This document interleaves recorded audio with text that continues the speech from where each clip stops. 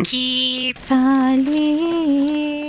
ভালোবাসার মানুষকে ঘিরে স্বপ্ন দেখেছিলেন ছোট পর্দা ও বড় পর্দার পরিচিত মুখ অর্চিতা স্পর্শিয়া। সেই স্বপ্নই বাস্তব রূপ নেয় 2 বছর আগে। গত 14 ফেব্রুয়ারি ছিল তার ও স্বামী সৈয়দ রিফাত নাওইদ হোসেনের দ্বিতীয় বিবাহ বার্ষিকী। বিশেষ এই দিন উপলক্ষে দেওয়া এক সাক্ষাৎকারে নিজের জীবনের এক অপ্রকাশিত মুহূর্তের কথা শেয়ার করেন অভিনেত্রী। জানান, বিয়ের আগের রাতে তিনি দ্বিধায় পড়ে বরকে বলেছিলেন বিয়েটা করতে চান না।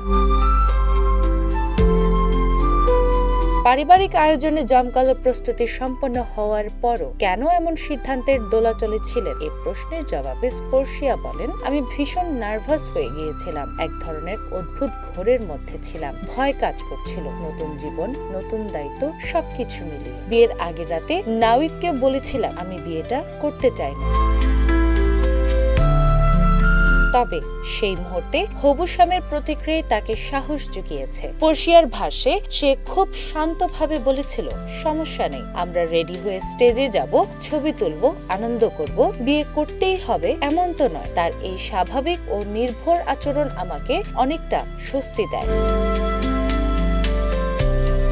শুধু নাওইদি নন, পরিবারের সদস্যরা তাকে মানসিকভাবে সমর্থন দিয়েছেন। অভিনেত্রী জানান, আমার ভয়টা পরিবারও বুঝতে পেরেছিল। তারা বলেছিল, যদি মনে হয় কবুল বলতে পারবা না তাহলে বলো না, আমরা সবাই আছি, অনুষ্ঠান হবে, ছবি তুলব, গল্প করব। তাদের এই সাহস দেওয়ার কারণেই শেষ পর্যন্ত আমি বিয়েটা করতে পেরেছি। অবশেষে সব সংশয় কাটিয়ে বিয়ের আনুষ্ঠানিকতা সম্পন্ন হয়। মজার ছলে এখনো স্বামীকে উদ্দেশ্য করে স্পর্শিয়া বলেন, তুমি আমাকে ম্যানিপুলেট করে বিয়ে করেছো। তবে এই ম্যানিপুলেশন যে ভালোবাসা ও বোঝাপড়ার জায়গা থেকেই তা তার কথাতেই স্পষ্ট।